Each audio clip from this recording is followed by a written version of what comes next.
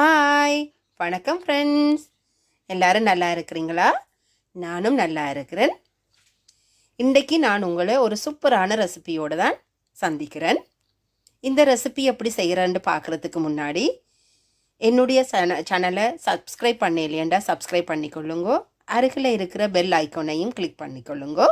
அப்படி என்று சொன்னால் நான் போடுற எல்லா ரெசிபியும் உடனுக்குடன் நீங்கள் பார்க்கக்கூடிய மாதிரி இருக்கும். சரி, வாங்கோ இப்போ இந்த ரெசிபி என்னன்னு பார்ப்போம். இன்றைக்கு நான் உங்களுக்கு செய்து காட்ட இருக்கிற ரெசிபி ப்ரோக்கோலி வரை, அதாவது ப்ரோக்கோலி பொரியல் என்றும் சொல்லுவேன். இது சில குழந்தைகள் அதிகமாக விரும்ப மாட்டார்கள். ப்ரோக்கோலி என்றாலே சாப்பிட விருப்பம் இல்லை என்று கூட சொல்லுவார்கள். இதில் நான் கேரட் போட்டு இந்த வரை எப்படி செய்கிறேன்னு உங்களுக்கு சொல்லியிருக்கிறேன். அந்த கேரட் செய்கிற மஜிக்கால் யாரென்றாலும் குழந்தைகள் முதல் பெரியவர் வரை நல்லா விரும்பி சுவைத்து சாப்பிடுவினோம்.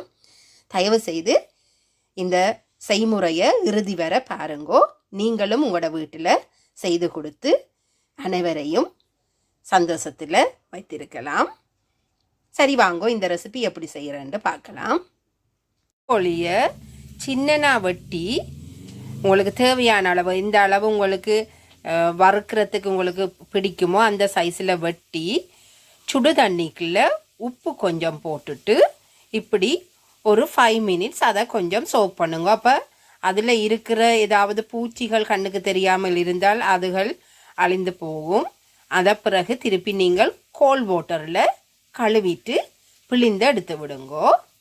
இப்போ இதை கோல்ட் வாட்டரில் போட்டிருக்கிறேன். இதை ஒருக்கா வடிவாக கழுவி போட்டு நான் இதை வடிச்செடுக்க போகிறேன்.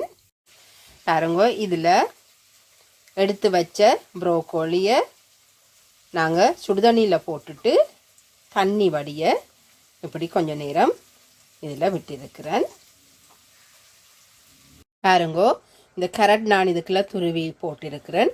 இப்போ இதை கொஞ்சம் இந்த ப்ரோக்கோலி துண்டுகளோட இப்படி உதிர்த்தி விட போகிறேன்.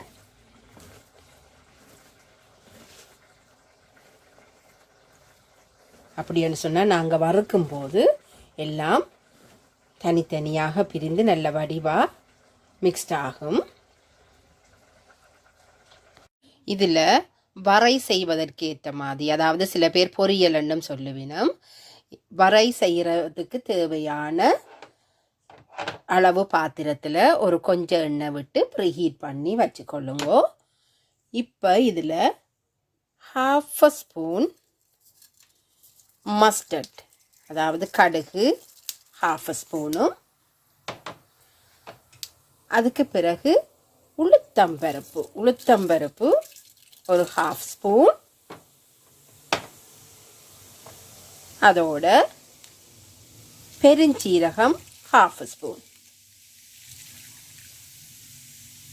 இவ்வளத்தையும் கொஞ்சம் லைட் ப்ரௌன் கலர் வரும் வரையும் இதை நீங்கள் எண்ணெயில் கொஞ்சம் தாளிங்கோ.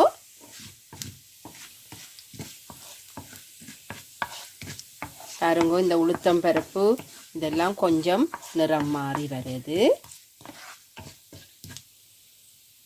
இந்த நேரத்தில் இதில் நான் மீடியம் சைஸ் அல்லது நீங்கள் லார்ஜ் ஆனியன் கூட போடலாம்.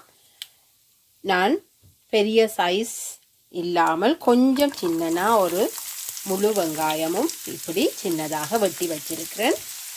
அதைத்தான் இப்போ நான் இதில் சேர்க்கிறேன்.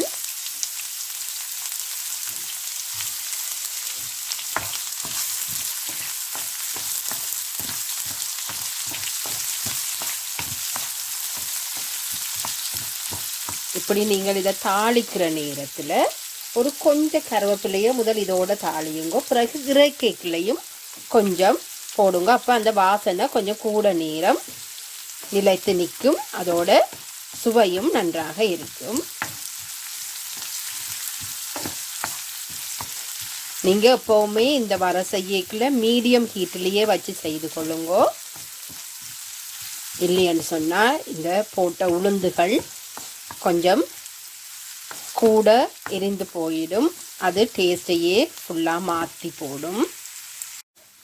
நாங்கள் போட்ட வெங்காயம் எல்லாம் அரைப்பதத்துக்கு அவிந்து வந்திருக்குது. இந்த நேரம் நாங்கள் வெட்டி வச்சிருந்த ப்ரோக்கோலி துண்டுகளும் கேரட் துருவலும் சேர்ந்த அந்த கலவையை நான் இதில் சேர்க்க போகிறேன்.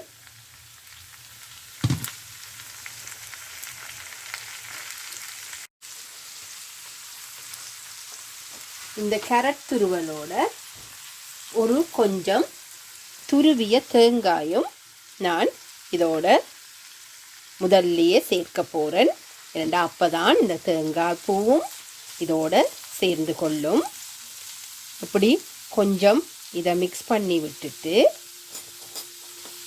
ஒரு 1/2 ஸ்பூன் மிளகாய்த்தூள்.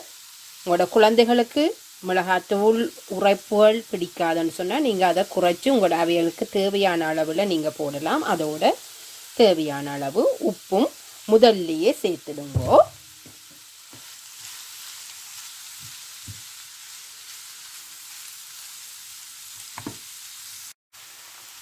ப்ரோக்கோலியோட கொஞ்சம் கேரட் போட்டு நாங்கள் செய்கிற இந்த பாருங்கோ, ஒரு 1/4 பதத்துக்கு இது இப்போ அவிஞ்சிருக்குது. இன்னும் ஒரு 5 மினிட்ஸ் இதை நான் தாளித்து போட்டு அடுப்பை நிப்பாட்ட போகிறேன். ஃப்ரெண்ட்ஸ் பாருங்கோ, சுட சுட நல்ல ப்ரோக்கோலி ரெடி ஆயிட்டுது. தயவு செய்து குழந்தைகள் சொல்கிறார்கள் தங்களுக்கு வேண்டாம் என்று சொல்லிக்கல நீங்கள் அதை ஏற்றுக்கொண்டு அவைக்கு சமைச்சு கொடுக்காமலே ட்ரை பண்ணாமலே விட்டுடாதேங்கோ. இது நல்ல சத்தான ஒரு வெஜிடபிள். ப்ளீஸ் உங்களால் முடிஞ்ச அளவு டிஃப்ரெண்ட் மெத்தட்லையாவது பிள்ளைகளுக்கு இந்த உணவுகளை கொடுத்து பழக்கிறது நல்லதுன்றது என்னுடைய அபிப்பிராயம்.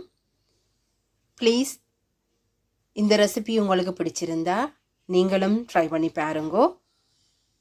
தொடர்ந்து நீங்கள் தந்து கொண்டிருக்கிற ஆதரவுக்கு நன்றி. மீண்டும் இன்னும் ஒரு வீடியோவில் உங்களை சந்திக்கிற வரைக்கும் தேங்க்யூ. பாய்.